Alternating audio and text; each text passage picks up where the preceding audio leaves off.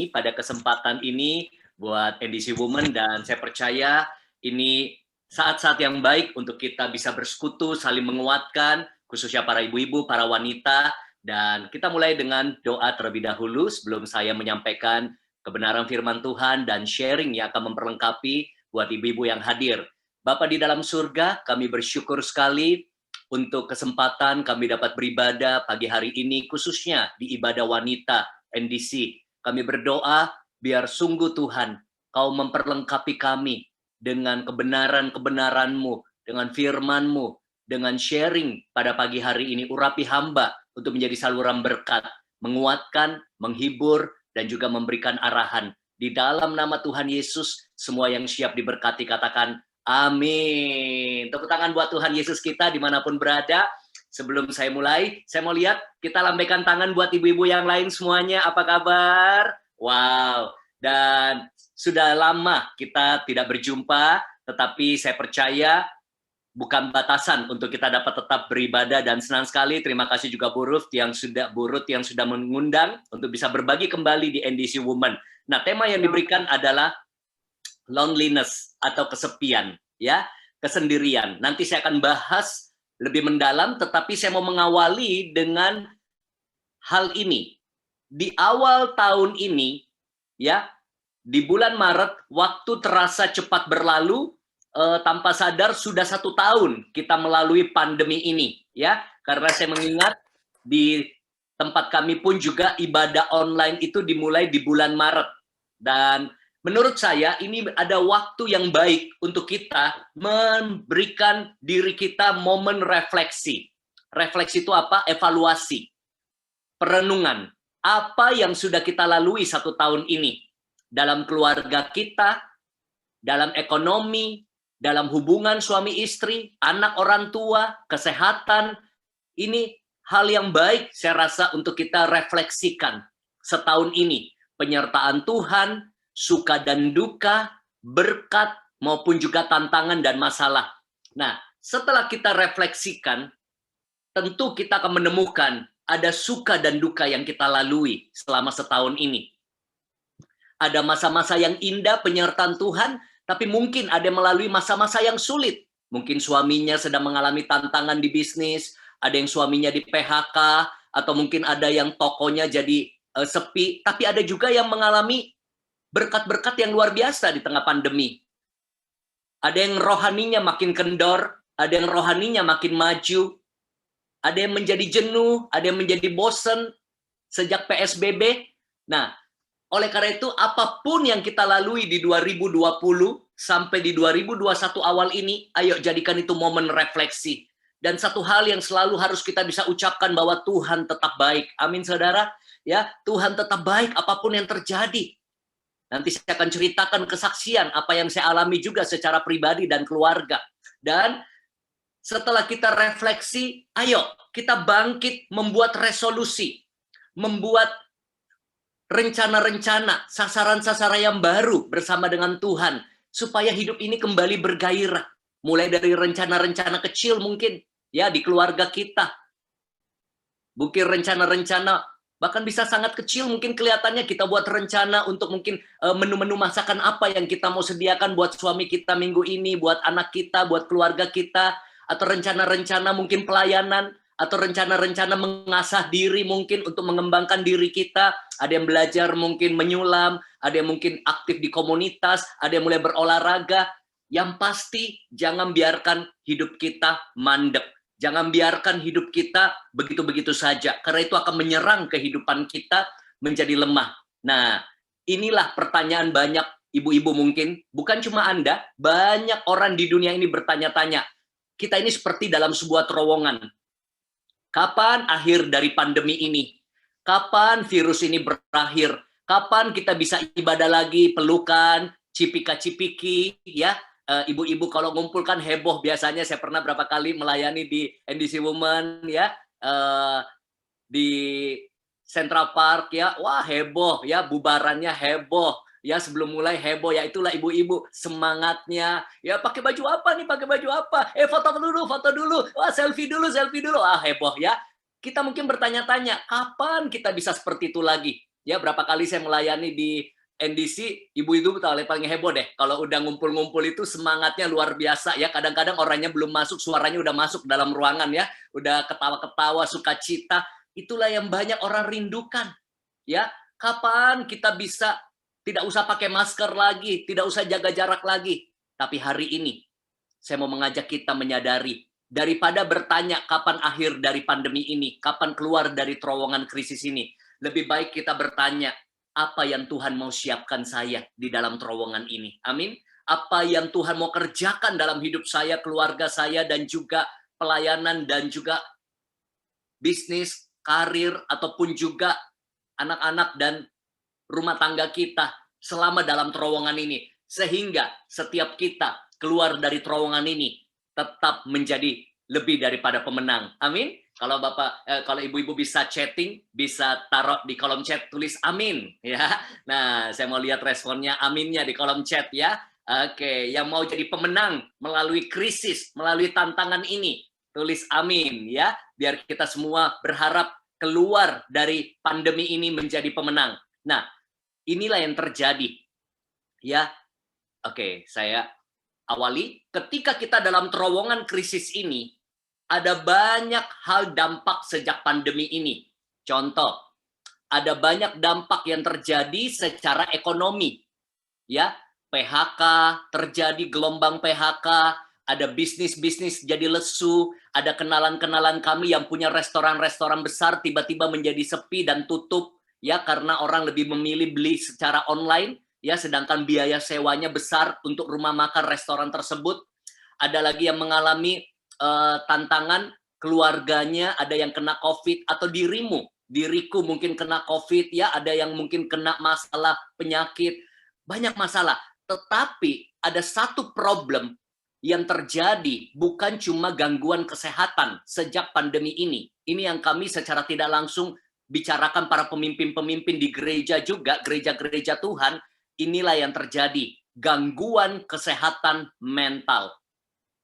Ya, sejak 1 tahun ini banyak orang terganggu kesehatan mentalnya, tingkat stres meningkat, ada rasa kesepian, ada rasa jenuh, ada rasa bosan, ada rasa kendor ya. Saya nggak tahu apa yang Anda alami, tetapi di gereja kami pun banyak yang mengalami bosan, mulai jenuh, mulai malas ikut core, mulai malas ikut ibadah karena online. Tunggu nanti kalau sudah offline, sudah kumpul-kumpul lagi baru mau datang. Tapi sampai kapan? Bayangin, ada data yang mengejutkan dari Singapura, katanya kalau mau normal lagi benar-benar itu butuh waktu 4 tahun, 5 tahun. Semoga nggak sampai selama itu ya. Ini aja setahun sudah banyak yang mood-nya terganggu gitu ya. Nah, dan inilah yang terjadi. Asam lambung meningkat ya. Bapak, ibu-ibu boleh sharing ya. Ada yang mengalami nggak asam lambung meningkat? Ya, boleh tolong taruh di kolom chat kalau ada ya. Nah, kita dukung doa. Ada yang susah tidur nggak belakangan ini ya sejak pandemi ini? Boleh taruh di kolom chat, kita doakan ya, saling mendoakan karena saya juga ngalami banyak tantangan ya. Nah, inilah yang dihadapi. Ada yang jenuh, ada yang bosan, ada yang stres, dan beberapa rumah tangga kita tahu tingkat kekerasan dalam rumah tangga meningkat. Pertengkaran demi pertengkaran. Kenapa? Karena sejak PSBB ya, suami di rumah terus, istri di rumah terus, anak-anak di rumah terus. Kalau biasa kan ketemunya malam, suami kerja, istri arisan, ibadah, pelayanan, atau mungkin banyak aktivitas lain, ada juga wanita karir. Ini ketemu berminggu-minggu. Akhirnya apa? Lu lagi, akhirnya ribut gitu ya. Karena tekanan-tekanan di rumah. Nah, itu banyak data-datanya ya. Nah, tapi ada juga efeknya yang lain ya. Di daerah lain ada lagi tingkat kehamilan malah meningkat sejak PSBB ya. Jadi macam-macam dampaknya sejak pandemi ini. Nah, salah satu yang kita mau fokuskan adalah rasa kesepian. Nah, rasa kesepian itu bisa datang pada diri saya, pada diri Anda. Nah, kita lihat sama-sama penyebabnya ya. Dan kita harus hati-hati di sini. Karena kalau orang suka rasa kesepian, di situ celah terbuka untuk iblis mendarat dan mempengaruhi mental kita. Nanti kita bisa saling sharing ya. Nah, inilah beberapa penyebab, kalau ada yang mau tambahkan boleh ya. Penyebab rasa kesepian bisa terjadi karena perceraian. Ya. Atau bisa juga terjadi karena orang yang dicintai meninggal. Ya, misalnya keluarganya sih masih ada, tapi anaknya meninggal atau mungkin mertuanya atau ibunya, papanya meninggal, kadang-kadang ada orang terserang rasa kesepian, padahal anggota keluarga lain masih ada. Nah, atau juga konflik, ya, karena konflik antara keluarga, misalnya menantu dengan mertua, anak dengan orang tua, kadang-kadang rasa kesepian itu muncul. Kenapa? Kita merasa tidak didukung, kita merasa disalah mengerti, itu bisa muncul juga. Atau bisa juga karena masalah hidup, ya. Jadi banyak masalah-masalah, mungkin masalah ekonomi, masalah ada keluarga yang sakit, tiba-tiba kita bisa rasa sepi.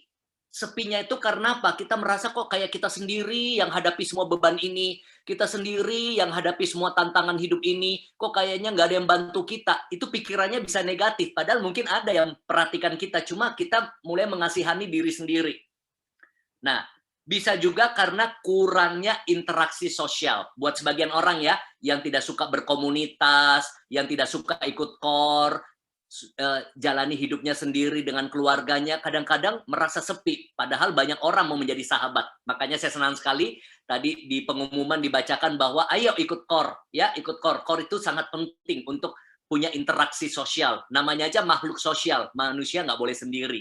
Nah, tapi bisa juga terjadi kehampaan hidup. Kehampaan hidup ya kayak begini, tiba-tiba entah kenapa hati rasa kosong. Ada yang pernah ngalami? Saya beberapa bulan kemarin itu ada ngalami loh. Padahal saya pengajar loh. Saya pembicara, saya motivator. Tapi pernah tiba-tiba kayak keserang begini nih. Hidup itu buat apa ya?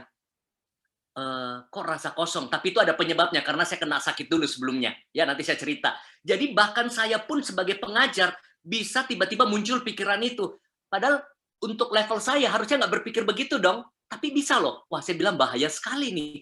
Ini pikiran begini kalau diikuti bisa bunuh diri orang. Contohnya begini nih, kayak begini perasaan saya. Hidup itu buat apa ya? Kok kayak kosong itu hati. Padahal ada istri, ada anak, nggak ada masalah, tapi kok kayak kosong. Tapi saya langsung lawan. Nah, itu nanti kita mau belajar bagaimana hadapi. Saya cerita sama gembala, saya cerita sama pemimpin. Saya bilang dukung doa saya ya. Kok tiba-tiba perasaan saya itu kayak ada mild depression. Kayak apa ya? Depresi kecil, kayak anxiety, kayak rasa cemas. Nah, inilah yang saya mau bahas. Nah, saudara lihat dulu ini. Ada istilah begini. To be alone, it's okay. To be lonely is dangerous. Apa maksudnya? Begini, hidup sendiri itu nggak apa-apa. Misalnya saudara sendiri di kamar, atau saudara sendiri di rumah seminggu. Ada loh seneng sendiri gitu, kayaknya tenang, teduh, santai. Saya juga sering tuh suka masa-masa sendiri. Itu kayak apa namanya ya? Me time. Me time itu kayak nggak ada anak, nggak ada suami ya. Rasa sendiri, sendiri belanja, sendiri nonton drama Korea, sendiri misalnya sendiri baca-baca buku, sendiri mungkin olahraga, tapi senang-senang aja tuh hatinya. Jadi bedakan ya, sendiri dan kesepian itu beda. Sendiri itu adalah state of body, lebih ke wujud fisik. Tapi kesepian adalah state of mind, pikiran. Jadi bisa nggak terjadi ada orang rasa kesepian di tengah-tengah mall yang rame? Pernah bisa merasa gitu? Di tengah-tengah pesta, dia rasa sepi. Berarti apa? Fisiknya ada di pesta. Di pesta itu rame. Tapi hatinya kosong dan sepi. Itulah lonely. Itulah yang bahaya. Tapi sebaliknya, ada orang sendiri di kamar, sendiri di kebun, sendiri mungkin di rumah, berhari-hari. Sukacita tuh. Justru senang dia sendiri, karena udah dia terlalu sumpek, terlalu berisik, itu kantor, pelayanan, pekerjaan, dia butuh waktu sendiri. Senang. Nah, makanya bedakan. To be alone, it's okay. Kita sendiri belum punya pasangan hidup misalnya. Kita sendiri, banyak kok orang-orang hidup sendiri, tidak ada suami, ya, tidak ada pacar, tapi sukacita tuh hidupnya. Karena dia sendiri, tapi hatinya penuh. Yang bahaya, di tengah-tengah keramaian, hati kita sepi. Jadi bedakan ya, alone dan lonely. Nah, inilah yang kita mau bahas nantinya. Kenapa? Karena kalau kita tidak tanggulangi, efeknya macam-macam. Efeknya macam-macam. Ya, tadi sudah dibuka dengan host bahwa data-data menunjukkan tingkat bunuh diri tinggi, orang depresi, orang stres. Nah, kita lihat, inilah beberapa langkah awal untuk ibu-ibu, para wanita ketika tantangan datang. Siapa yang setuju hidup itu penuh dengan tantangan? Bisa angkat tangan? Ya. Nah, menurut Anda hari esok tambah baik atau tambah buruk nih kalau lihat di Indonesia nih, keadaan-keadaan. Kita nggak ada yang tahu ya. Nggak ada yang tahu tuh, bencana bisa tiba-tiba datang, pesawat bisa jatuh, berita buruk. Kemarin salah satu pekerja kita sekeluarga kena COVID dan ibu ini yang sangat baik, pekerja, pendoa di gereja kami meninggal. Jadi ibadah online kemarin. Saya juga hadir pada nangis-nangis, istri saya juga nangis gitu ya. Karena ibu ini salah satu ibu yang sangat baik di gereja kami, meninggal kena COVID.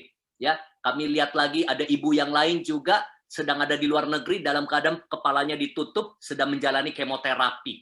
Ya, kemoterapi kan biasa membuat rambut-rambut itu rontok. Tantangan selalu bisa ada, ya.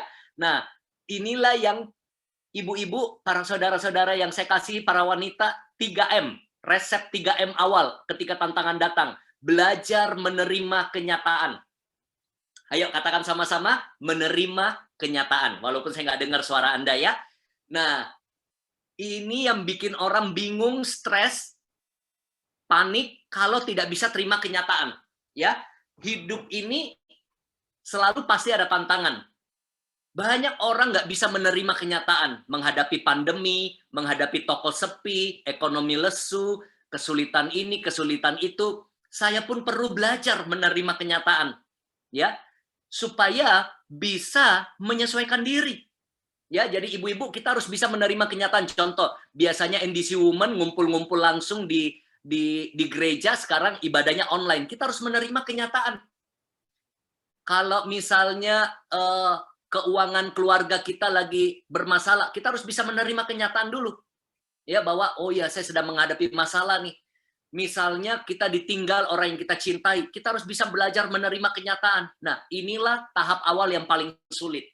Contoh, tahun lalu sebelum pandemi, saya itu kan ada investasi ke beberapa area, misalnya di properti, misalnya di bank, berupa deposito, ada juga di lembaga non-bank.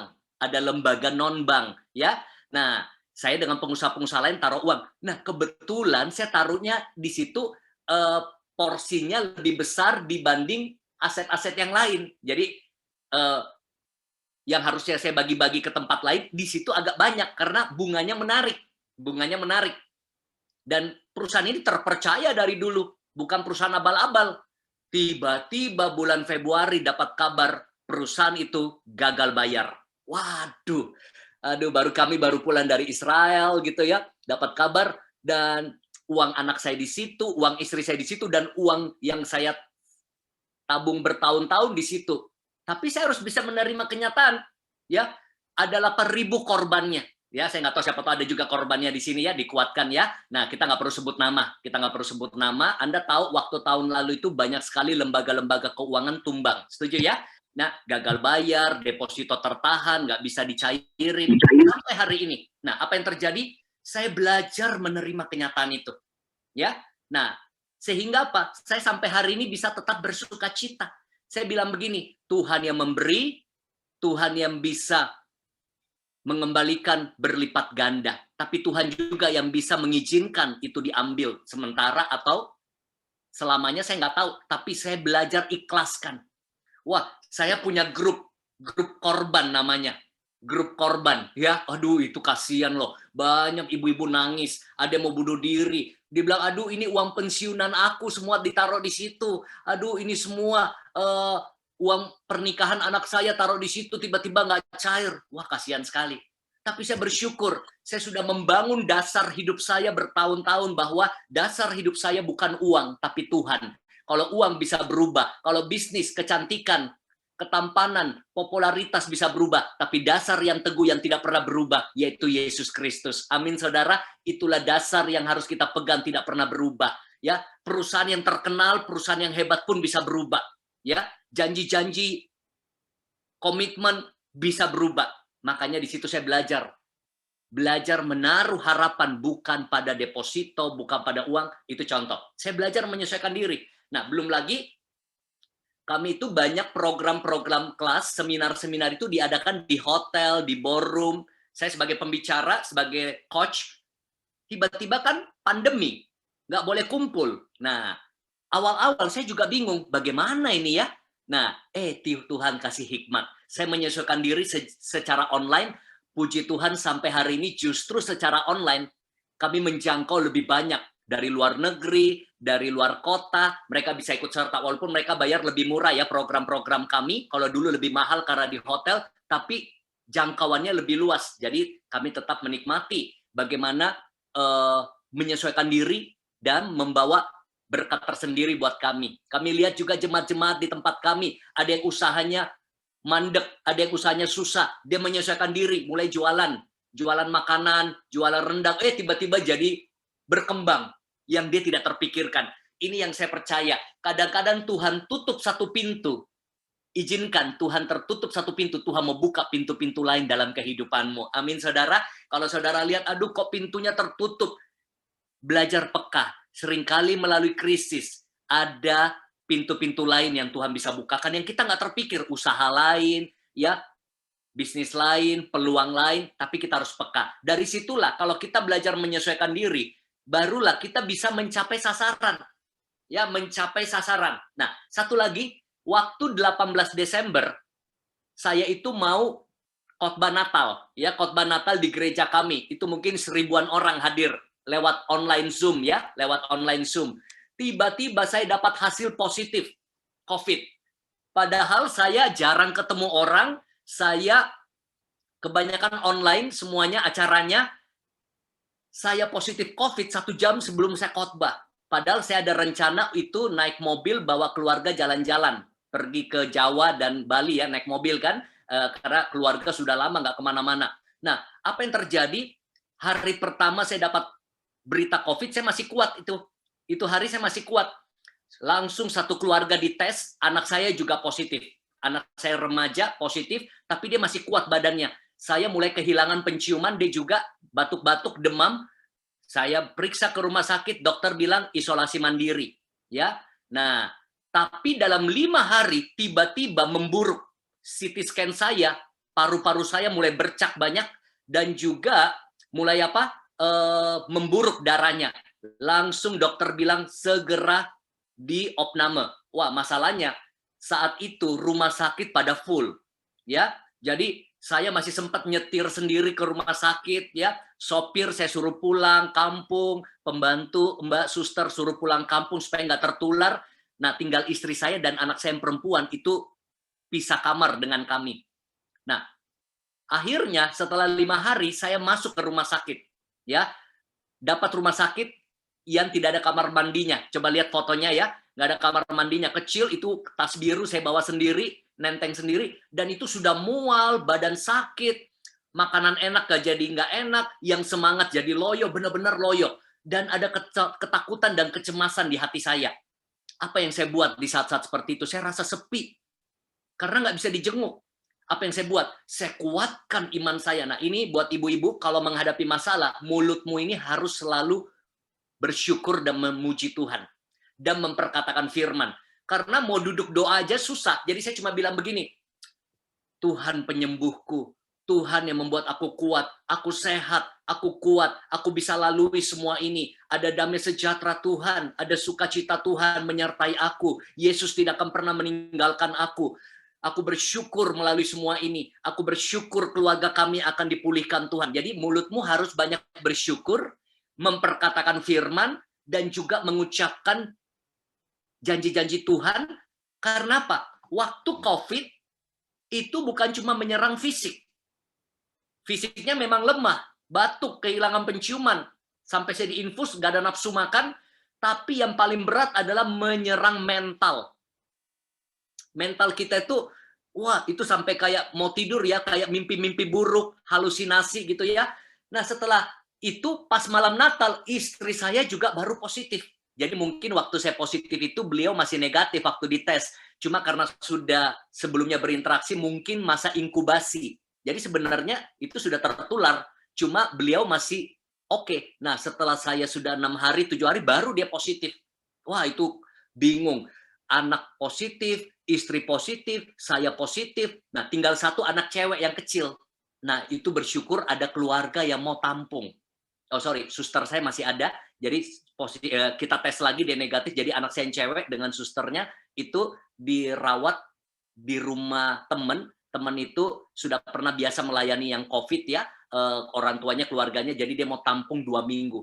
Wow, itu masa-masa yang berat buat kami. Jadi malam Natal, malam Tahun Baru, semua kami lalui dengan tantangan yang berat. Tapi sekali lagi saya harus bisa menerima kenyataan. Hidup tidak seindah kata-kata pendeta atau motivator, walaupun saya juga pembicara, saya juga harus jalani, saya harus kuatkan diri saya harus motivasi diri saya. Tapi satu hal yang saya punya, keyakinan, iman pada Tuhan. Siapa yang fotoin saya ini? Saya sendiri foto. Saya tahu bahwa satu waktu kalau saya keluar, saya mau bersaksi buat Tuhan. Amin. Jadi sengaja saya foto lagi di infus. Nah, istri saya juga sempat ke rumah sakit yang sama, tapi dia nggak dirawat inap, dia di rumah. Saya buat sebuah statement. Jadikan semua tantangan membuat kita lebih kuat. Amin, saudara. Siapa yang mau lebih kuat di dalam Tuhan? Katakan amin. Kadang-kadang kita harus lalui tantangan, lalui kesulitan, lalui masa-masa yang tidak enak, tapi disitulah kita punya kesaksian baru, kita punya pengalaman iman. Nah, hari ini saya akan sharing, ya, kita lihat, ya, kita perlu memahami bahwa segala sesuatu ada waktunya. Saya bukakan di kitab Pengkhotbah ya, kitab Pengkhotbah. Di situ dikatakan apa? Untuk segala sesuatu ada masanya. Untuk apapun di bawah langit ada waktunya. Nah, bahasa Inggrisnya bagus. To everything there is a season. Nah, jadi selalu tahu bahwa hidup itu ada musimnya. Ya, ada musim hujan, ada musim kemarau. Ya, sama. Kalau kita baca terus ayat di Pengkhotbah itu dikatakan apa? Ada masa untuk ketawa, ada masa untuk menangis. Ada waktu untuk melepaskan, ada waktu untuk memeluk, ada waktu untuk menabur, ada waktu untuk menuai, ada waktu untuk berduka, ada waktu untuk bersuka cita. Kurang lebih seperti itu. Sama dengan hidup kita saat ini. Ada waktu di lalu kita arisan, kita jalan-jalan, kita ibadah offline. Sekarang ada waktunya ibadah online. Ada waktunya kita sibuk, kita jaya. Mungkin ada waktunya sekarang banyakkan di rumah. Ya, ada waktunya. Saya dulu sibuk sekali, bisa 1 bulan itu belasan kali penerbangan. Sekarang kebanyakan di rumah sama istri dan anak, ya. Kerja dari rumah, meeting dari rumah, ibadah dari rumah, anak-anak ibadah sekolah dari rumah. Itu ada waktunya semua. Nah, oleh karena itu para wanita, kita perlu mengerti namanya musim kehidupan. Ya, untuk mengatasi kesepian-kesepian dalam hidup ini. Mari katakan sama-sama musim kehidupan. Ya, saya kasih ilustrasi begini, ya. Saya kasih ilustrasi begini. Kalau di dunia ini ada namanya 4 musim. Ada musim dingin, ada musim panas, ada musim gugur, ada musim semi, ya. Nah, sama dalam hidup. Pernikahan itu ada musimnya. Masih ingat nggak ibu-ibu yang sudah menikah? Masa-masa kita pacaran, wah itu rasanya hot, musim panas. Waktu masih baru menikah, rasanya bulan madu. Itu musim panas. Tapi kalau madunya habis, bulan-bulanan terjadi. Ada orang yang sekarang mulai musim dingin. Ada yang suami istri tapi sudah cuek. Sudah dingin, suami istri kurang gairah lagi. Ya, kalau sentuhan tangan udah nggak bergetar lagi. Ada yang kebanyakan ribut, bertengkar. Itu musim yang mungkin engkau lalui. Contoh, anak kita. Anak waktu kecil, ya waktu kecil anak saya, itu selalu mau ikut. Saya kemana, mau pergi pelayanan, mau pergi nonton, mau pergi keluar sama istri, ngikut terus, nangis. Jadi kadang-kadang kalau kita mau pergi gereja, kita harus ngumpet-ngumpet. Ya, malam-malam pelayanan malam gitu, supaya anak itu nggak nangis. Itu musimnya, masih hot. Sekarang, malah kalau kita mau masuk kamar dia ya, dia begini nih. Lagi mau ngobrol sama temennya, lagi mau main game, lagi mau chatting. Ada nggak ya anaknya begitu? Sekarang kita dekat-dekat, udah jauh-jauh, jauh-jauh deh, jauh-jauh. Papa, kalau mau pergi mall ya sama temennya, saya ikut ya. Nggak mau, nggak mau. Kalau lihat kita di mall, kalau perlu dia ngumpet gitu ya. Nah, itu musimnya beda. Anak-anak waktu kecil kayaknya mau nempel sama orang tua. Nanti kalau udah remaja kayaknya malu-malu sama temennya kalau ada orang tuanya. Ya, nanti kalau dia besaran lagi mungkin nempel lagi sama kita. Sama. Hidup itu waktu kita kecil, kita dirawat sama orang tua kita. Ada waktunya kita mandiri. Ada waktunya kita menikah, punya anak. Nanti kita tua, kita sendiri lagi dirawat sama anak kita. Setiap orang musimnya beda-beda. Nah, sama dalam bisnis. Ada masanya bisnis kita laris. Ada masanya karir kita bagus. Ada masanya kesehatan kita fit. Tapi kadang-kadang ada musim-musim sepi.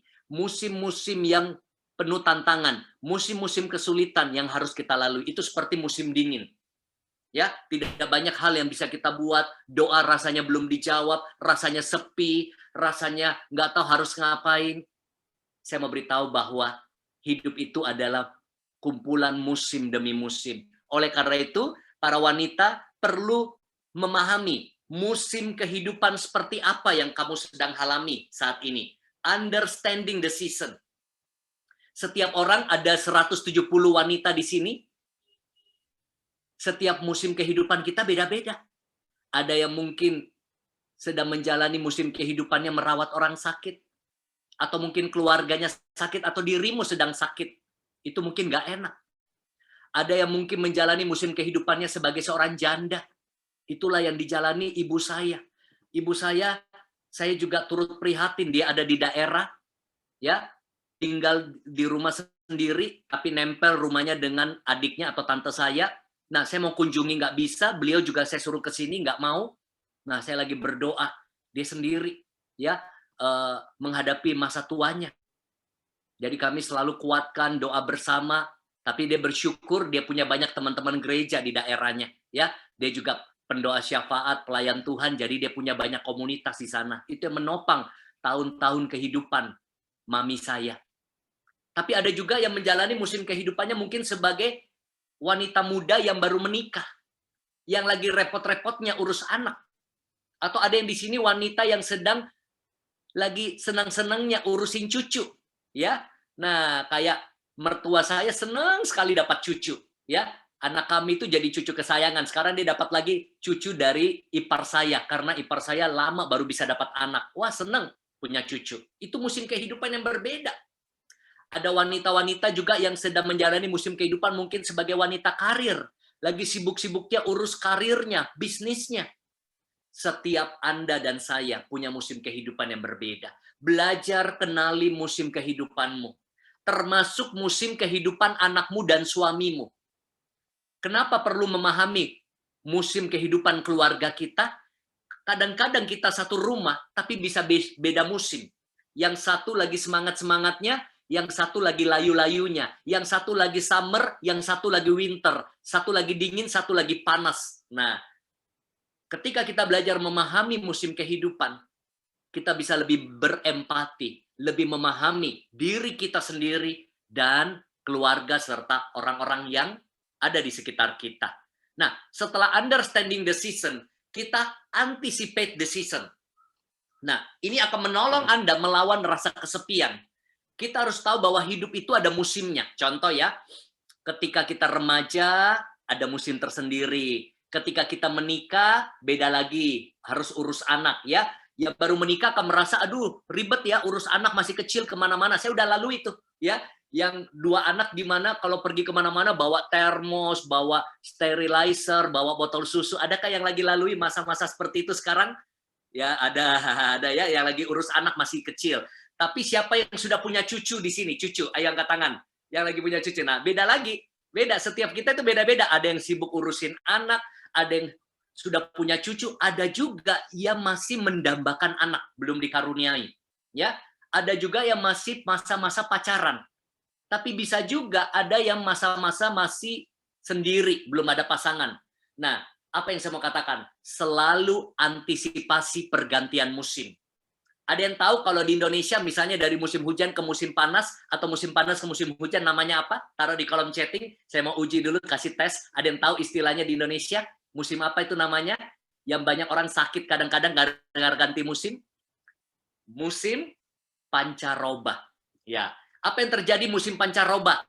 Banyak yang sakit, kadang-kadang demam, pilek. Begitu pula ilustrasi ini dalam hidup. Ketika kita pergantian musim, kadang-kadang kalau kita nggak lalui bersama dengan Tuhan, hidup kita goncang. Contoh ya, biasa sibuk. Tiba-tiba disuruh di rumah. Tiba-tiba PSBB, lockdown. itu banyak orang terganggu mentalnya. Karena perubahan musim.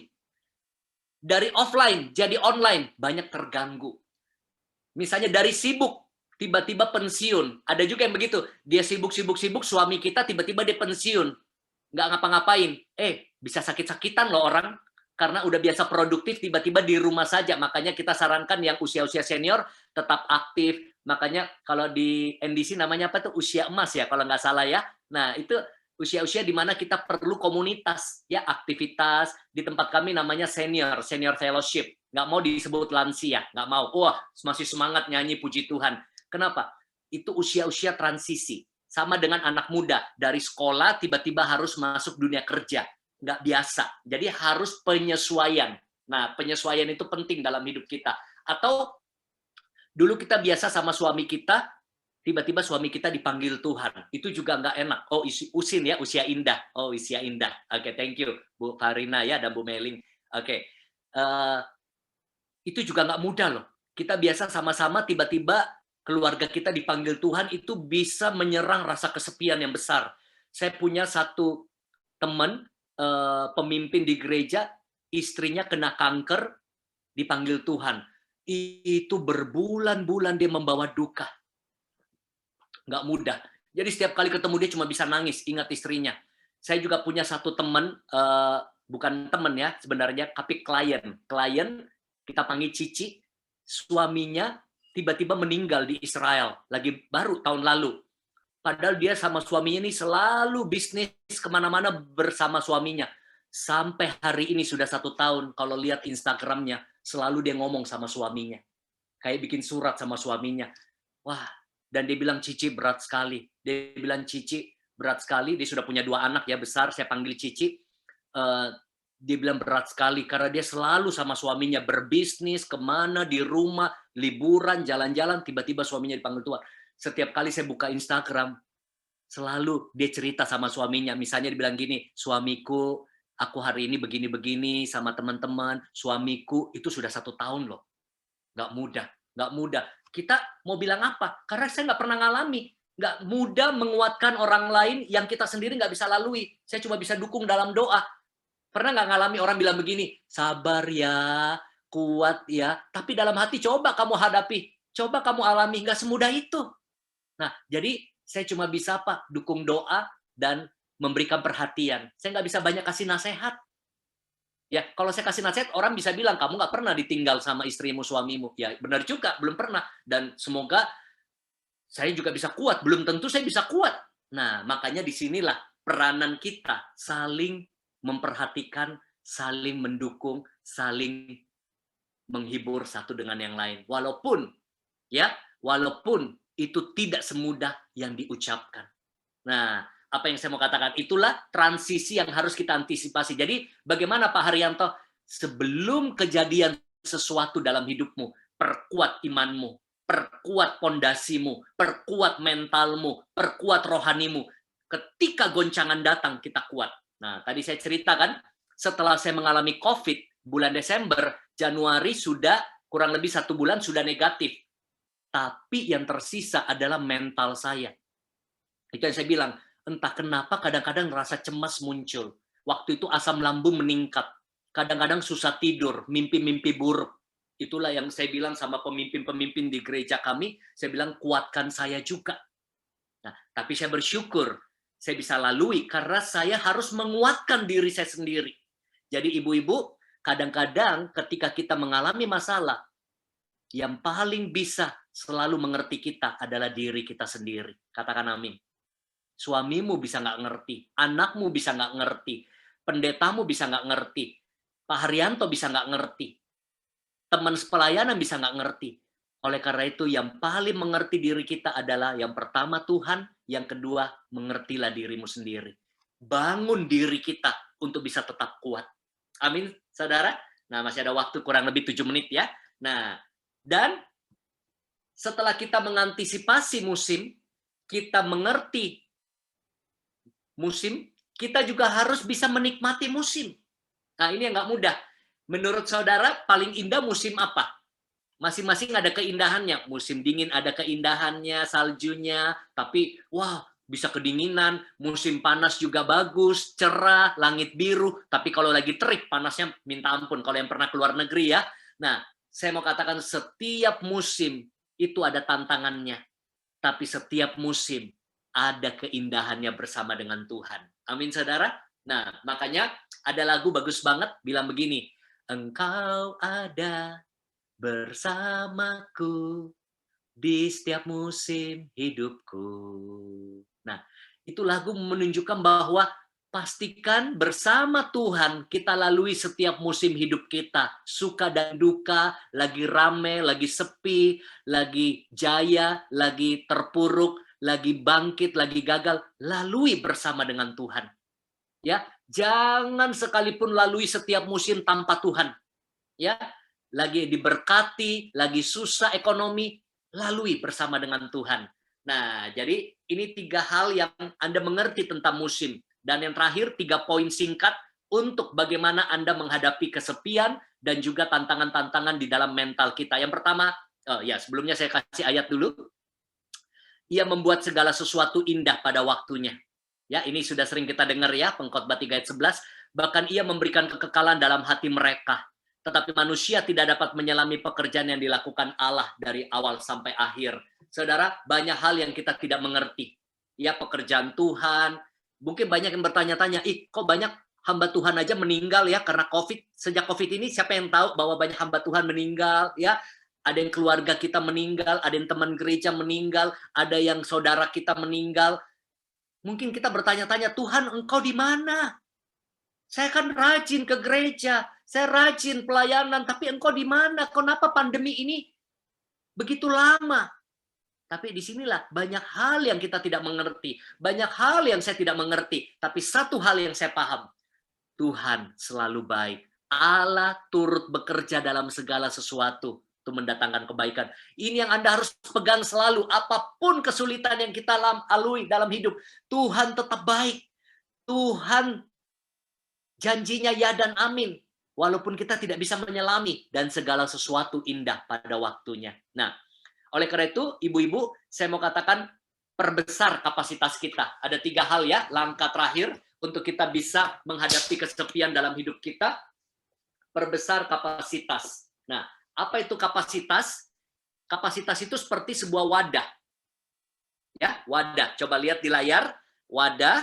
Nah, kayak lift.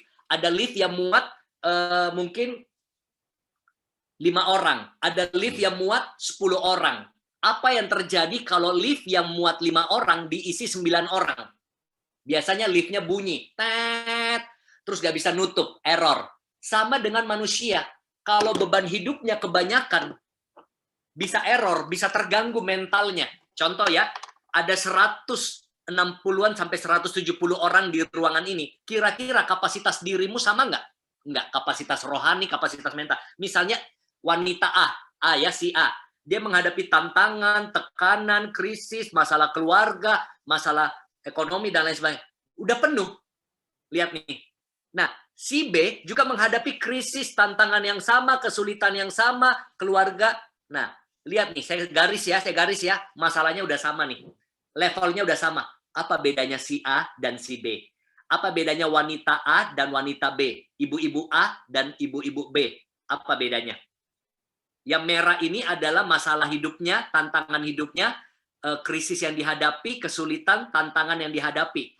Levelnya sudah sama, apa bedanya? Kapasitasnya. Kira-kira yang gampang stres, si A atau si B? Yang gampang stres, cemas, si A. Karena dia tidak punya ruang lagi, udah penuh. Nah, si B masih bisa sanggup menghadapi tantangan-tantangan lain. Nah, berarti apa? Masalah tidak akan jadi masalah selama kapasitasmu lebih besar dari masalah itu. Jadi sebenarnya yang problem bukan masalahnya si A atau si B. Karena masalahnya sama. Yang membedakan adalah kapasitas. Nah, pertanyaannya bagaimana memperbesar kapasitas? Sesuatu yang kita latih akan menjadi besar.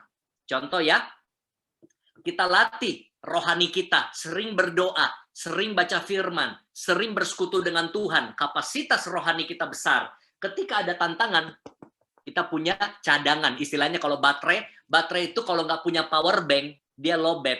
Kita pakai lowbat. Hidup ini bisa lowbat loh. Saya seharian kerja, aktivitas, hadapi tantangan, kesulitan, dikecewakan orang, urusin ini, bisa lowbat. Nah, tapi kalau kita punya power bank, kita bisa nge-charge. Nah, makanya hidup itu harus di-charge rohaninya. Nah, tapi rohani saja nggak cukup. Mentalnya juga harus diperbesar kapasitasnya. Contoh, kalau orang mau besar ototnya diapain? Latihan angkat beban. Misalnya saya bersepeda.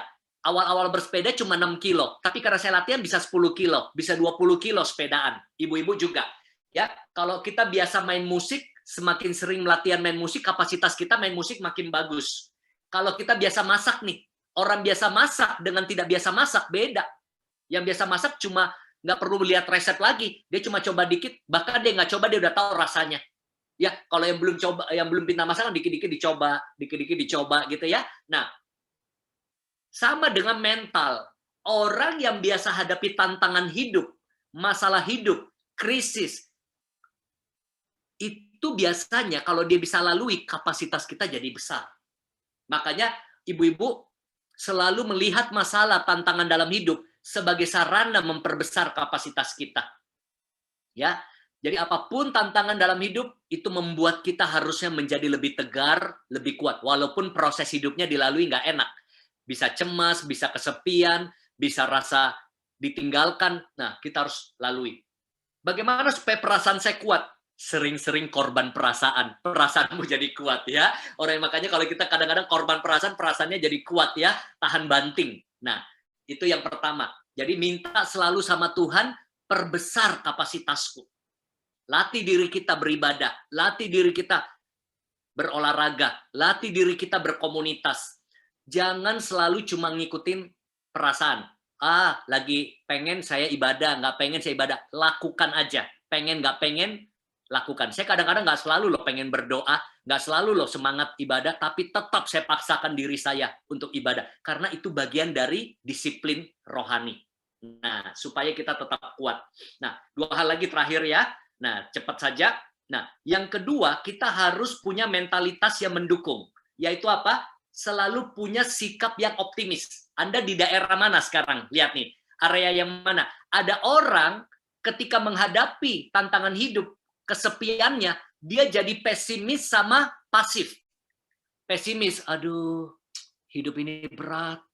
Aduh, kenapa hidup ini kayak begini ya? Aduh, kenapa semua nggak mengerti saya? Kenapa semua nggak dukung saya? Terus dia pasif. Ayo ikut NDC Woman. Nggak dulu deh. Ikut yuk ibadah minggu. Nggak dulu deh. Ada doa bersama. Ayo. Nggak dulu deh. Ayo ikut KOR. Nggak dulu deh. Pasif dan pesimis, ini bahaya. Orang bisa menyerah dalam hidup. Orang yang menyerah dalam hidup adalah orang yang pesimis dan sudah nggak mau mencoba lagi. Akhirnya dia bilang apa? Udah nggak ada jalan lain. Saya bunuh diri aja. Ya kan sudah pasif. Udah nggak mau mencoba. Nggak mau coba konseling. Nggak mau coba ibadah. Nggak mau coba cari Tuhan. Nggak mau coba konsultasi. Nggak mau coba sharing. Nggak mau coba kerja lagi. Nggak mau coba bangkit lagi. Dan dia pesimis. Yang ada apa? Menyerah. Ingat, menyerah dan berserah beda. Menyerah, menyerahkan kendali hidup pada keadaan. Berserah, menyerahkan kendali hidup pada Tuhan. Kita harus berserah, tapi bukan menyerah. Amin. Nah, ada lagi yang pesimis tapi aktif. Dia rasa berat, dia rasa sedih, dia rasa ini juga yang dialami mami saya waktu awal-awal pandemi. Ya, kita telepon, dia sensitif, dia marah-marah, dia apa? Baru dia cerita kemarin, dia bilang mami itu depresi loh sempat. Mami itu pernah tergoda mau bunuh diri. Ini mama saya sendiri. Tapi dia masih coba aktif. Selalu setiap kali ada ibadah pendeta-pendeta di YouTube, dia cari, dia nonton. Akhirnya dia bangkit. Dia bangkit. Wah, sekarang dia bisa menguatkan. Dia bilang, waktu itu mami sebenarnya nggak bilang-bilang, mami itu rasa depresi loh. Wah, mama saya sendiri loh. Tapi dia masih mencoba. Nah, jadi kalau Anda rasa pesimis hidup ini, ayo mencoba. Tetap ikut KOR, tetap ikut komunitas. Karena salah satu melawan rasa kesepian adalah komunitas. Komunitas adalah lawan rasa kesepian. Yang kedua, kita harus membangun persekutuan dengan Tuhan. Mengisi hati kita dengan Yesus Tuhan, dengan firman-Nya. Kalau enggak, iblis datang mengisi hati dan pikiran kita, dia buat kita jadi lemah, ya.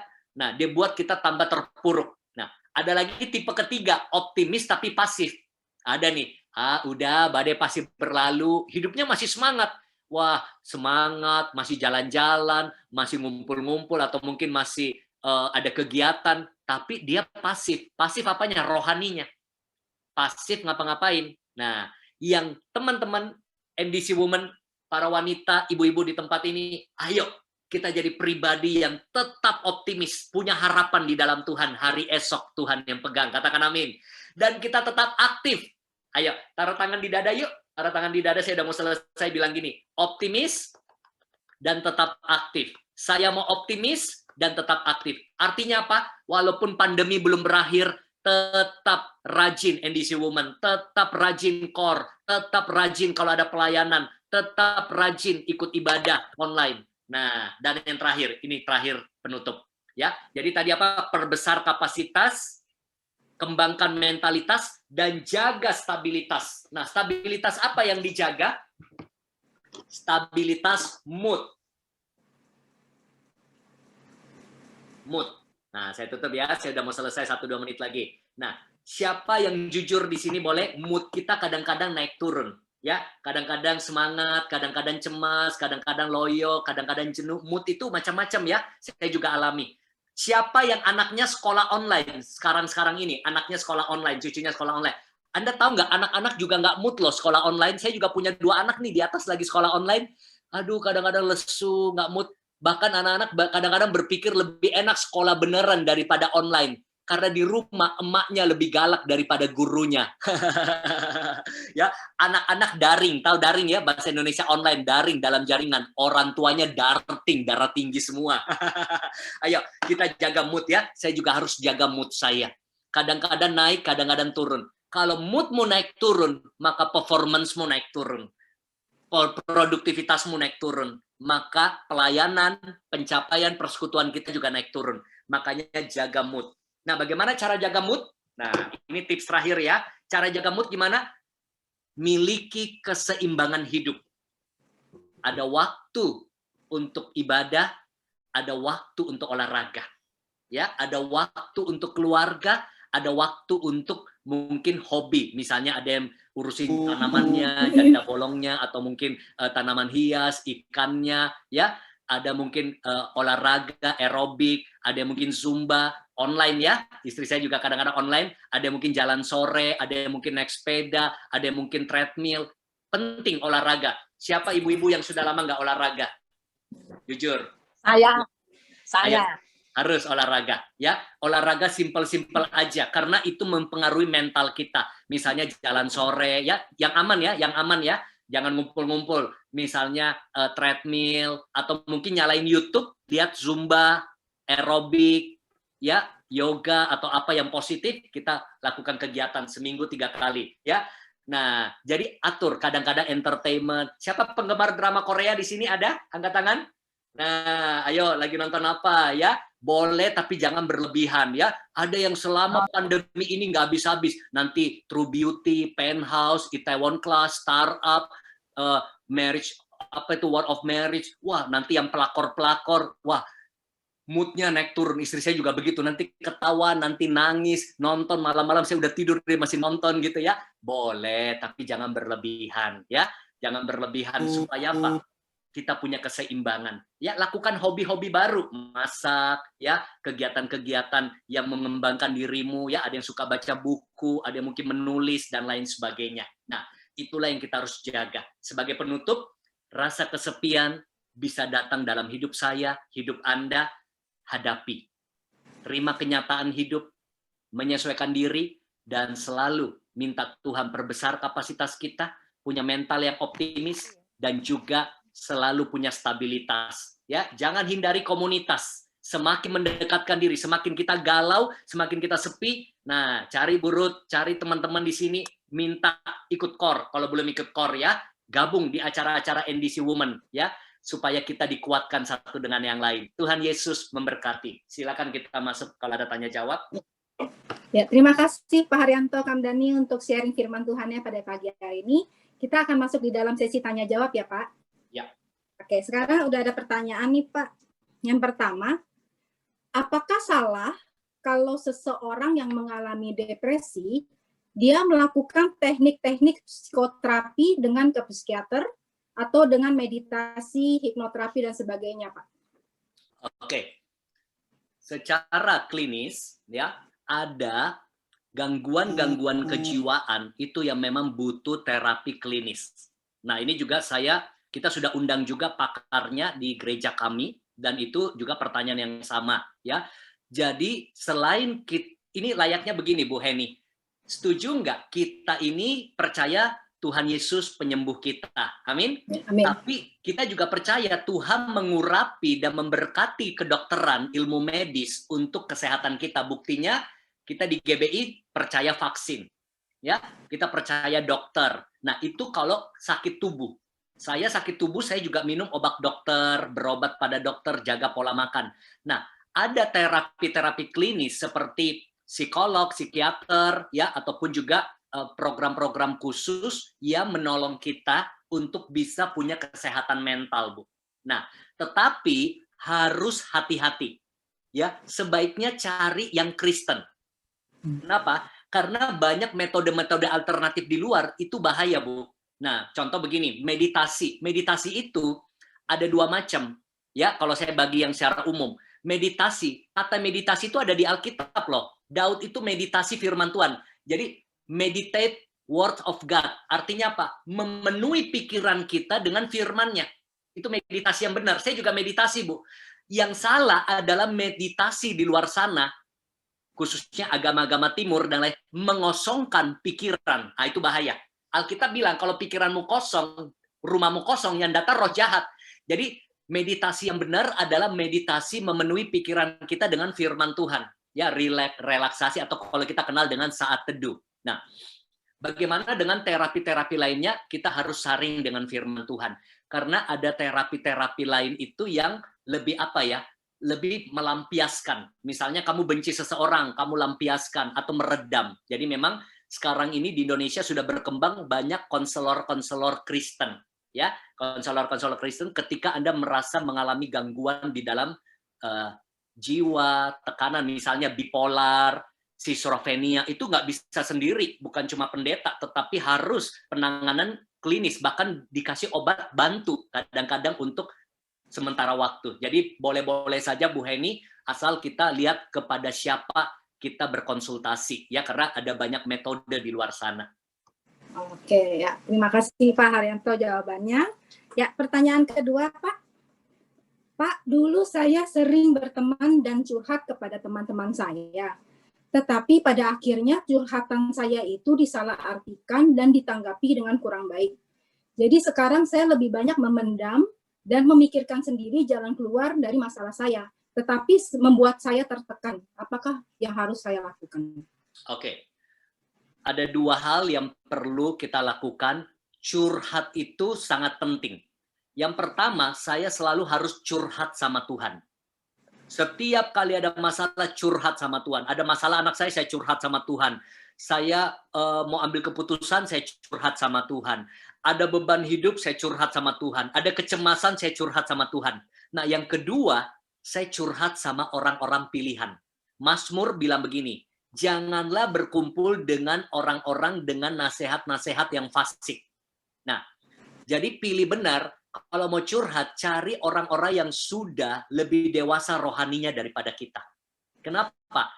Mereka bisa menjaga rahasia, mereka bisa memahami kita, menguatkan kita, bukan menjatuhkan kita. Salah curhat itu bahaya loh, bisa bikin orang bunuh diri. Contoh ya, ini saya pakai ilustrasi, misalnya kita cerita masalah kita, terus teman kita bilang begini, berat ya masalahmu ya, kalau saya lihat ya, Tuhan pun nggak bisa tolong tuh masalah kayak begitu. Wih, itu bisa hilang harapan itu. Ya, nggak bisa hilang harapan. Nah, hati-hati. Belum lagi kalau curhatan kita malah jadikan bahan gosip sama teman-teman yang lain. Oh, itu malah menghancurkan kita punya rasa aman. Nah, jadi curhat sama Tuhan, curhat sama orang-orang tertentu saja. Saya nggak curhat ke banyak orang, paling 2-3 orang, ya, 2-3 orang, 4 orang yang saya percaya, yang lain nggak perlu tahu. ya, tapi perlu kita mengutarakan supaya kita nggak pendam sendiri. Kalau ada yang bertanya, aduh saya nggak punya. Nah, kadang-kadang ada namanya konselor-konselor Kristen, ya, Anda bisa cari. Tapi saya rasa nggak perlu sampai di situ. Masih banyak kok pemimpin-pemimpin rohani kita yang bisa kita minta waktu untuk curhat. Terima kasih. Ya, terima kasih Pak jawabannya. Pak, satu lagi yang terakhir ya Pak. Ya. Gimana caranya membantu atau menghibur teman yang sedang mengalami musim winter? Ya. Sudah dihibur tapi tetap ngotot merasa dia yang paling malang sedunia. Ya. Gitu. Itulah yang saya suka bilang. Karena saya melatih juga para konselor di tempat kami. Konselor itu kadang-kadang orang yang kita mau bantu, dia sendiri nggak mau bantu dirinya. Yang kedua, kadang-kadang dia lebih galak daripada kita. Misalnya ya, oh sabar ya, oh ya aku dukung ya. Gimana sabar? Kamu nggak ngerasain apa yang aku ngalamin gitu-gitu. Coba kalau kamu yang ngalami, coba bisa nggak? Bisa, digituin kita. Nah, caranya begini. Biasanya saya sebelum digituin saya bilang begini. Saya suka berempati dulu. Ya, misalnya gini Bu Heni. Saya bilang, Bu Heni, saya tahu Bu, nggak gampang ya hadapi itu. Kalau saya jadi ibu, mungkin juga saya belum tentu bisa lalui. Nah, jadi kita menyamakan dulu bahwa saya kalau jadi kamu, itu pasti sulit. Itu belum tentu saya alami. Namun, nah kita menyamakan dulu, namun yang kita tahu bersama. Nah, yang kita tahu bersama ini. Nah, jadi kadang-kadang ada orang-orang, kita lihat-lihat ya, kadang-kadang ada orang nggak butuh nasihat kita. Dia perlu cuma dimengerti dulu saja. Nah, setelah kita memahami dan kita lihat dia mulai terbuka, baru kita mulai masuk dengan arahan dan dampingi atau mungkin kita kasih nasihat. Tapi kalau belum siap dapat nasihat, cukup mengerti saja. Ya, kalau dia bilang dia paling kasihan, dia bilang apa ya, kita mengerti dulu aja. Coba posisikan di diri kita seperti dia. Iya, ya nggak mudah ya, nggak gampang ya. Kalau saya jadi kamu, belum tentu saya bisa lalui. Nah, supaya dia nggak menyalahkan kita nih, tapi kita bimbing dia. Tapi Firman berkata begini, saya percaya Yesus yang sanggup menguatkan kita semua. Nah, jadi kita menyamakan dulu. Jadi dia tidak salahkan kita bahwa kamu nggak alami apa yang saya alami. Tapi Yesus yang paling tahu apa yang semua. Jadi kadang-kadang butuh waktu sih, karena orang lagi stres banget, lagi merasa sedih banget, dia cuma butuh didengarkan, dimengerti, sampai timingnya tepat, baru kita bisa kuatkan. Oke. Ya, Pak Haryanto, terima kasih untuk jawaban-jawaban pertanyaannya. Yang penting Pak, tadi kata-kata Bapak, setiap musim kita harus lalui bersama Tuhan ya Pak. Yes. Itu dipegang ya Pak. Oke, Pak Haryanto, terima kasih untuk firman Tuhan pada hari ini. Saya mengundang Bapak untuk menutup firman dengan doa Pak. Oke. Terima kasih Tuhan Yesus, kami bersyukur untuk ibadah NDC Women hari ini. Aku lepaskan berkat Allah, kasih karunia Allah, penyertaan Tuhan, menyertai setiap wanita, setiap kami, untuk tetap kuat melalui setiap musim kehidupan kami, khususnya musim kehidupan yang terasa sepi, terasa sendiri, terasa berat, terasa mengkhawatirkan, mencemaskan. Mungkin ada yang sakit, Tuhan sembuhkan. Yang sedang berbeban berat, Tuhan beri kelegaan. Yang sedang terikat, Tuhan lepaskan. Yang susah tidur, Tuhan beri damai sejahtera. Yang sedang cemas, panik, Tuhan berikan harapan baru. Kami berdoa memberkati para wanita, keluarganya, istri-istri yang ada di sini, sebagai istri menjadi penopang dalam keluarga, rumah tangga, suami, anak-anak, mertua, menantu, semua hubungan baik, kesehatan, dan juga bisnis dan karir, keuangan, pelayanan, dan kerohanian. Berkat Tuhan menyertai dalam nama Tuhan Yesus. Amin.